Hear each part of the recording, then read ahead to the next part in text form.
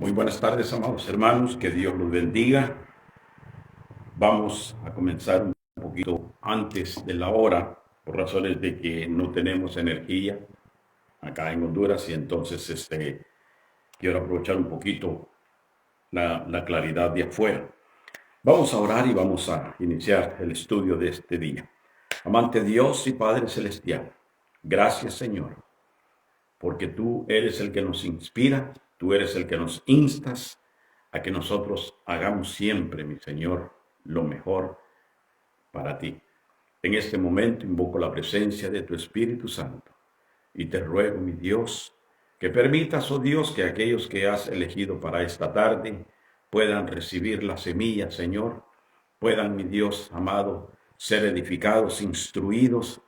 Ayúdanos, oh Dios, a entender tus propósitos y más que todo, ayúdanos, oh Dios, a discernir el mensaje de tu palabra para que podamos nosotros compartirlo con alguien más. Padre, te bendecimos y te adoramos y sabemos y reconocemos de que todo lo que tú haces es bueno y todo tiene un propósito. Bendice, Señor, a cada uno de mis hermanos y gracias, Señor, en el nombre de Cristo Jesús. Amén. Bien, amados hermanos, vamos a tratar de aprovechar la claridad y la semana pasada hablábamos de la fe práctica y la imparcialidad y las buenas obras. Y decíamos de que casi todos los predicadores, casi todos, ¿verdad? Optamos, cuando predicamos la palabra, optamos por algo, o sea, por sacar algo impresionante o algo novedoso de la palabra para exponerla. En ocasiones cometemos errores. Hay quienes todavía siguen dentro de esa línea. Y el problema es de que cuando nosotros continuamos desde ese punto de vista, muchas veces la enseñanza es opacada porque ustedes como creyentes muy poco reciben, por decirlo de esa manera. Y eso se hace para que la gente se entusiasme. Pero el problema es que por querer sacar algo deslumbrante, se dicen cosas que la Biblia no está diciendo. Ese es uno de los problemas que hay. Por eso decía, algunos todavía permanecen en esa línea, en esa dirección. Pero al hacer el estudio del contexto, la Biblia nos muestra de que su contenido es diferente. Por lo que he llegado, amados hermanos, a convencerme de que al explicar la palabra de la manera en que lo hacemos, expositivamente, la palabra tiene el poder para poder cambiar nuestra vida, tiene poder para convencernos, para afirmarnos, para hacernos reflexionar sin necesidad de caer en esas cosas de querer decir lo que la Biblia no dice. La palabra de Dios tiene el poder para cambiarnos. Entonces, el tema de esta tarde, estamos hablando de la fe viva que produce imparcialidad y buenas obras. Recordemos, amados, de que estamos hablando del favoritismo. Y continuaremos viendo que la fe verdadera hace ser imparciales. O sea, nos hace no tener favoritismo con las personas.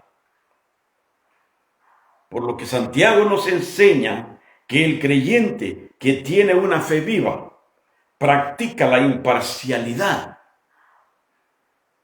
Por eso el tema de esta tercera parte es la práctica de la parcialidad es congruente con la revelación de la palabra.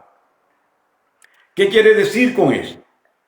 Más bien veamos qué es lo que Santiago nos va a decir. Les voy a dar otra razón. Eso es lo que dice Santiago. Recuerde, yo estoy repitiendo lo que Santiago dice. Y Santiago dice, les voy a dar otra razón por qué no deben ustedes tener favoritismo o parcialidad con algunas personas. Y él da una razón, que fue por los propósitos selectivos de Dios, que Dios no es favoritista, que Dios no hace acepción de personas. Lo estudiamos la semana pasada, que de ser Dios favoritista o hacer Dios acepción de personas, nosotros no hubiésemos sido tomados en cuenta. Entonces vamos a leer el versículo 8, donde vamos a iniciar, y dice, si en verdad cumplís la ley real, versículo 8, si en verdad cumplís la ley real conforme a la Escritura, amarás a tu prójimo como a ti mismo, bien hacéis. Entonces, amados, vea usted, esta expresión de la ley real quiere decir la ley que reina sobre todas las leyes. La ley real no se compara con las leyes terrenales. Porque las leyes terrenales, ya ven, los congresos cambian las leyes a cada instante, a cada vez que quieren. Pero la ley real, desde que Dios la dio a Moisés, esa ley no puede cambiarse, no se puede cambiar. Por eso dice, si en verdad cumples la ley real conforme a las Escrituras,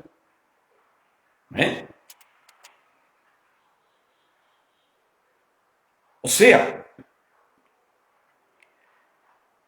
es la ley del único Dios, una ley que no se cambia y no se cambiará jamás. Desde que Dios la expresó, la entregó a Moisés, esa ley sigue vigente hasta hoy en día y seguirá vigente. Luego, Santiago continúa diciendo, conforme a las Escrituras, ¿verdad? No conforme a nuestros conceptos o preceptos o ideología, sino conforme a la palabra de Dios. Dice, amarás a tu prójimo como a ti mismo.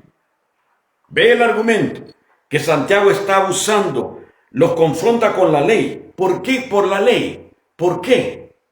Porque recordemos, no son gentiles, son judíos. Y ellos son conocedores de la ley. Y los confronta porque les dice, ustedes que se la dan de saber todo, ustedes aparte de eso, son conocedores de la ley de Dios. Por eso Santiago les da a beber de su propio chocolate. Porque los confronta en un tema que ellos no ignoran, que no hay excusa para decir, oh, nosotros no sabíamos. No. Porque el judío sabe perfectamente bien el contenido de la ley. Ahora bien, recordemos, amado hermano, Jesús redujo la ley en dos mandamientos. Mateo 22:36 dice, amar a Dios sobre todas las cosas y a tu prójimo como a ti mismo. Y Santiago les dice, conforme a la Escritura, amarás a tu prójimo, no conforme al amor mezquino o egoísta o interesado, sino conforme al amor que Dios decretó en la ley. ¿Verdad? Y es interesante porque Santiago recalca y nos pregunta a nosotros, ¿amamos nosotros al prójimo? ¿Ama usted a su prójimo? Primera de Juan capítulo 4 versículo 20 nos contestará a nosotros. ¿Ok? Vea qué interesante lo que Santiago está diciendo. Porque si decimos que amamos al prójimo, vea lo que dice Primera de Juan. Si alguno dice, yo amo a Dios y aborrece a su hermano, es mentiroso. Pues el que no ama a su hermano, a quien ha visto, ¿cómo puede amar a Dios a quien no ha visto? Vea lo que dice Santiago. Bien. O sea, si decimos amar, estamos hablando no de afecto, no de cariño, no que le caiga bien, no que le simpatice, no que le agrade. Está hablando de amor. Ahora la pregunta surge, ¿quién es mi prójimo? Es aquel que está cerca de usted, es su vecino. Y Dios manda a amar a su vecino o a su prójimo, sin importar sea bueno o sea malo. Y usted dirá, demuéstremelo, pastor. Y aquí le va. Mateo 5, 43, 44.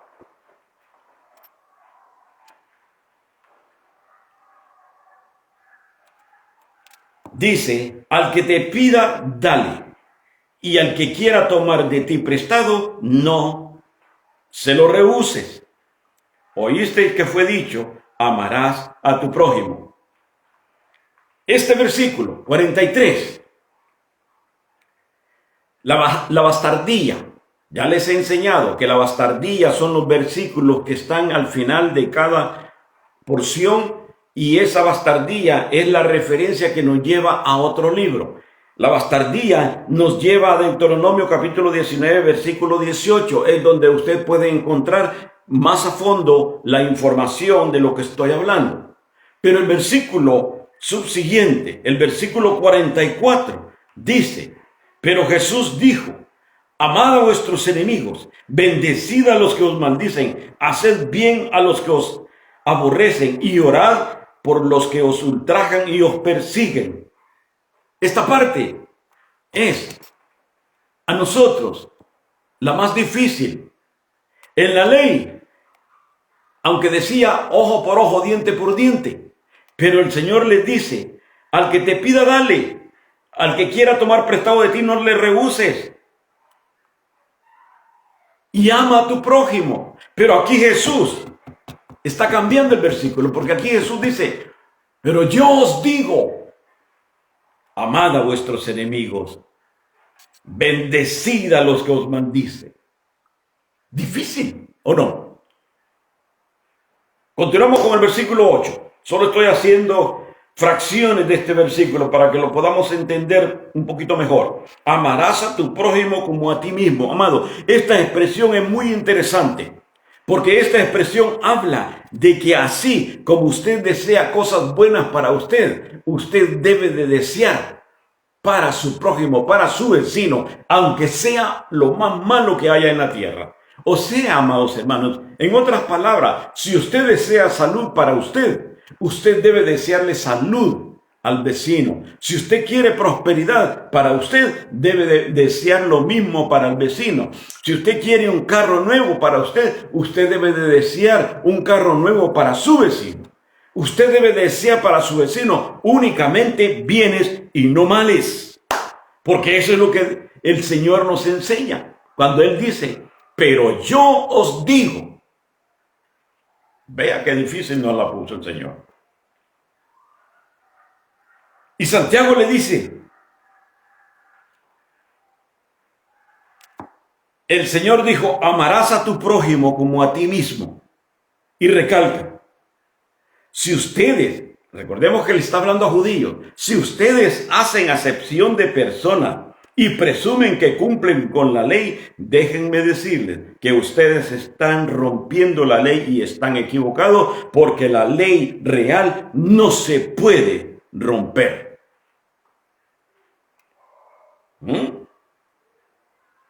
Por lo que Santiago les dice a ellos y a nosotros también, si ustedes no cumplen con esto, estamos en pecado. Si ustedes o nosotros, hablándole al judío y hablándonos a nosotros, si nosotros no cumplimos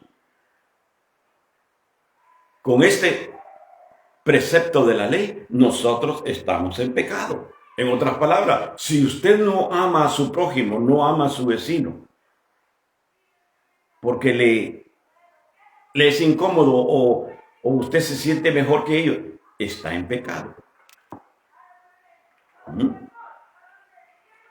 Por eso Santiago les dice, pero si hacéis acepción de personas, cometéis pecado y quedáis convictos por la ley, como transgresores.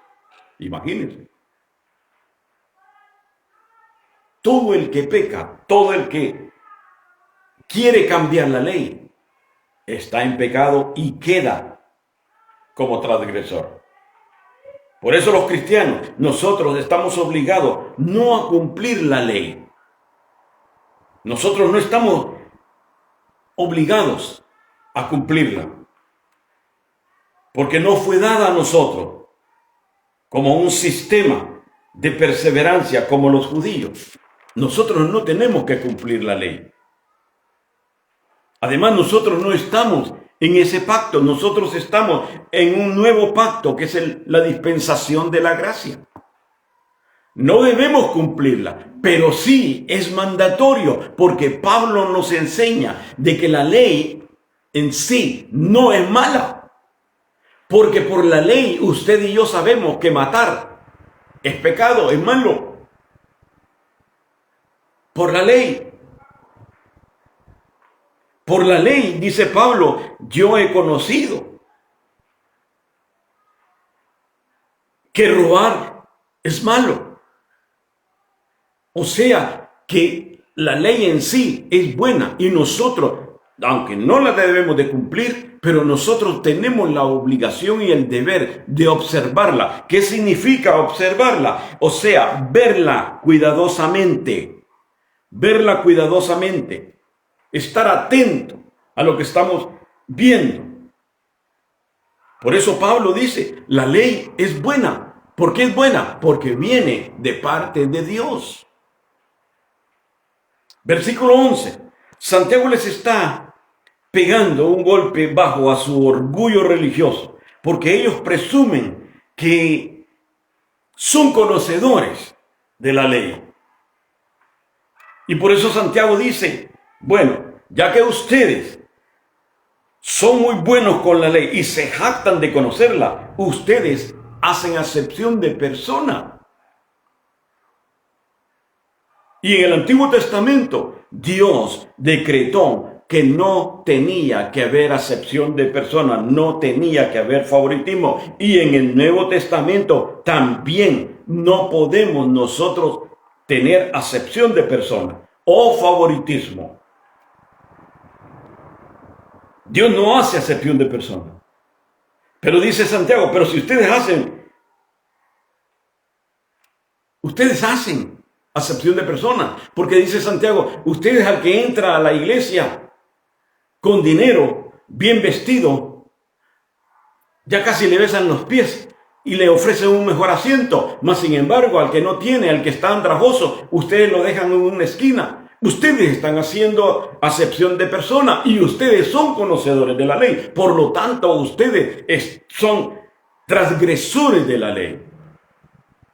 Y eso es con nosotros también, amados hermanos.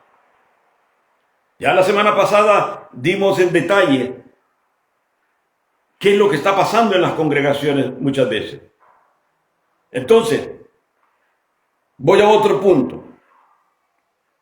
Que más nosotros, que tenemos una fe viva, no tenemos que practicar el favoritismo, mayormente dentro de las congregaciones. La práctica de la imparcialidad es coherente con el siglo venidero. Versículos 12 y 13.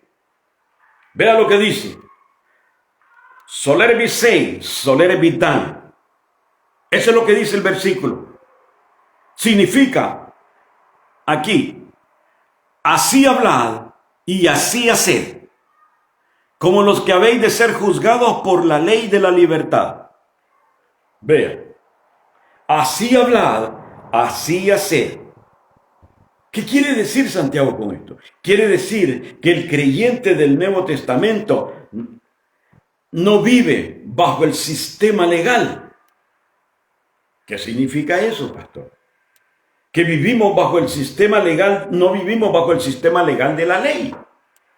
Por eso, aquellas personas que dicen que la mujer no use pantalones, yo no sé si usted se ha dado cuenta, usted ha escuchado, que la mujer no use pantalones. Está mal, rotundamente mal. Primero, porque no estamos viviendo bajo la ley. Ese fue un decreto que Dios lo dio en el tiempo de la ley. Porque si usted se da cuenta, se menciona, ¿verdad? Se menciona que la mujer no debe usar pantalón de hombre. Pero no dicen el varón no debe usar ropa de mujer. Tampoco dicen que es malo con los padres cuando deshonran a sus padres. Cuando los hijos deshonran a sus padres. Que los matan a pedradas. Eso no dicen acá. Y eso lo dice la ley. Por eso nosotros no vivimos conforme a la ley. Es como que agarramos algunas cosas y otras cosas las dejamos flotando. A ver quién las quiere agarrar. Pero no es así. Cuando Santiago habla en el versículo 12 sobre así hablad y así haced, note que la palabra hablad quiere decir teoría y la palabra haced significa práctica. Santiago aquí los confronta y vuelve a la retórica de que no se trata de decir que soy, sino de hacer o de demostrar. Entonces el creyente está obligado en que su hablar tenga coordinación con lo que hace. Y es allí donde muchas veces nosotros fallamos. Nosotros somos incoherentes en cuanto a ello. Y por eso las personas nos critican. Así. Porque lo primero que dicen, mira, es cristiano y va para la iglesia. Pero ya oíste el vocabulario que usa. Mira, va para la iglesia los días domingos. Pero ya viste cómo trata a la mujer. O cómo la mujer trata al hombre. Mira, va para la iglesia y no paga lo que debe. Mira, dice que es cristiano y va para la iglesia. Mas sin embargo, su vida es un desastre fuera de la iglesia. Ellos nos critican. ¿Por qué? Porque lo que nosotros decimos no coincide con lo que hacemos. Y eso es lo que Santiago les reprocha a los judíos y a nosotros también. Porque nosotros no estamos exentos de tales cosas. Muchos cristianos son criticados por eso. Porque van a la iglesia y fuera de la iglesia, en su trabajo con sus amigos, se les abre la tapadera de la cloaca. Y empiezan a decir y hacer chistes para quedar y agradar a los demás. Y hay oídos que escuchan y dicen, para ser como ese, mejor no. Y eso es lo que Santiago nos enseña, que nuestro decir sea compatible con lo que hacemos. O compatible de la manera en que nosotros nos comportamos. Porque estar en Cristo no se trata solo, amados hermanos, de hablar, sino de demostrar. Continuamos en el versículo 12. La ley de la libertad. Esa ley de la libertad es la ley del Señor que está basada en el amor, por lo que el creyente debe de sentirse motivado a vivir a la luz de la palabra, a la luz de la ley de la libertad, y si lo hace, su trato al prójimo será imparcial, o sea, sin favoritismo. Si no lo hace, esa misma ley lo juzgará en la presencia de Dios en el futuro. O sea, que al estar ante Dios se nos pasará factura, amados hermanos. se nos pasará factura. La Biblia dice que Dios es amor, pero si Dios está en mí, esa ley de libertad es la ley del amor, y esa ley me debe de hacer a mí responsable y responder a mi prójimo de buena manera. Versículo 13.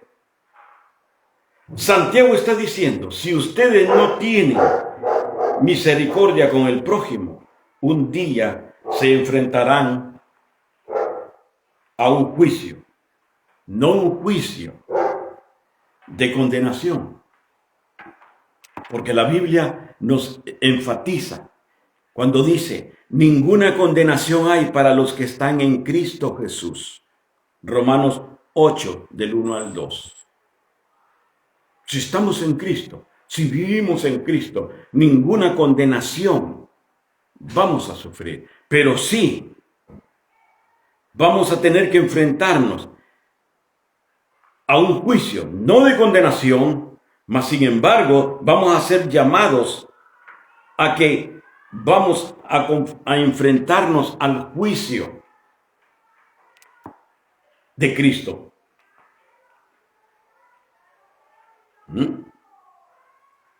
Lo que Santiago está diciendo es que dejar de mostrar la misericordia no encaja con el atributo de Dios, de ser misericordiosos.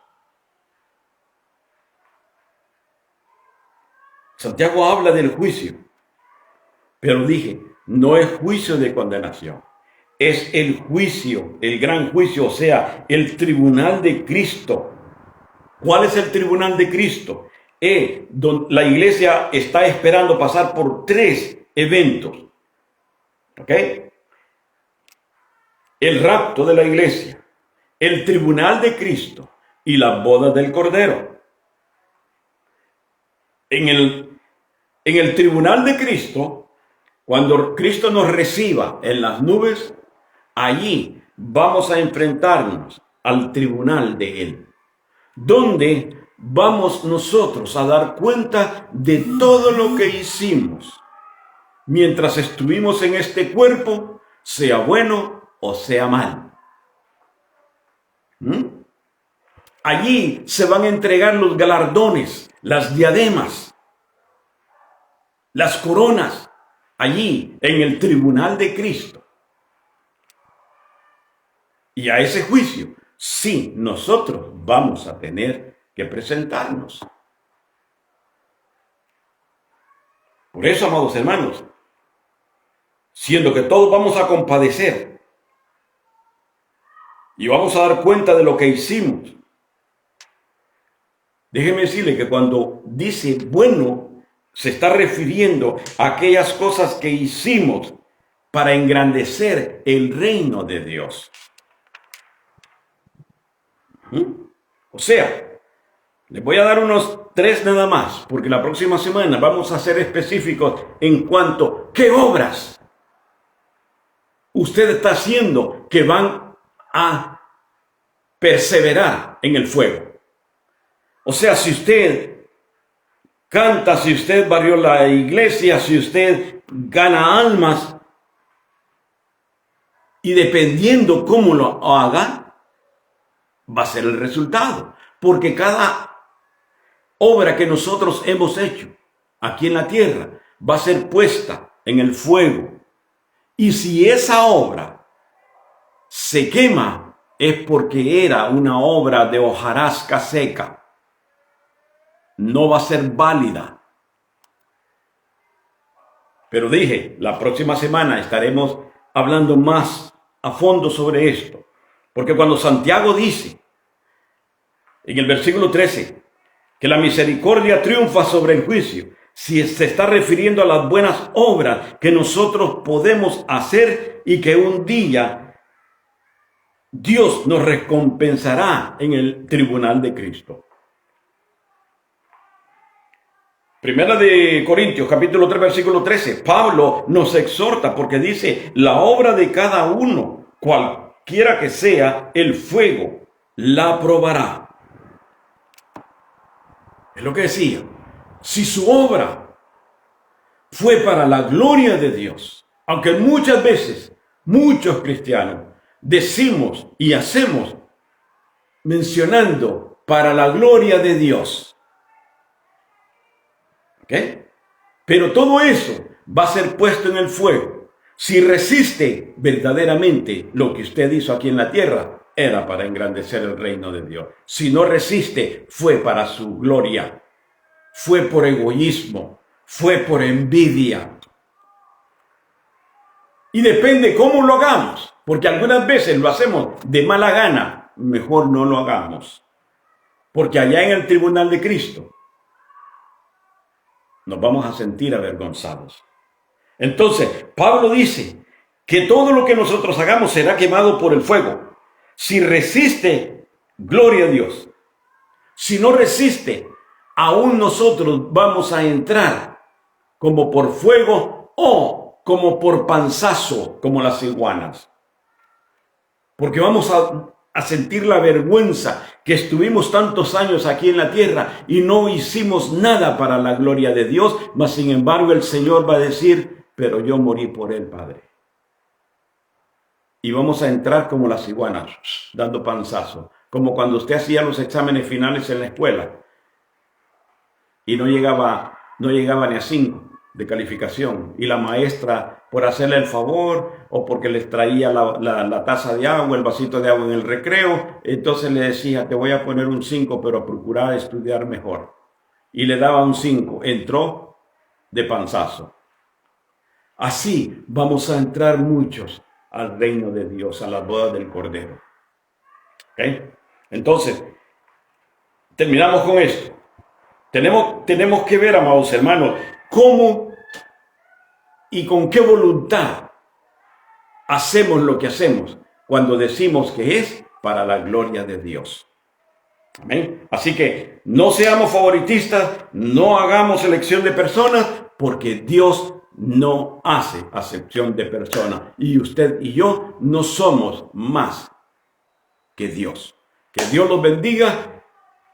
Los espero el domingo para la predicación y espero de que asimilen un poquito. Como dije, estaba un poquito ligero porque necesitaba aprovechar la claridad de afuera. Vamos a orar. Padre Celestial, gracias, Señor.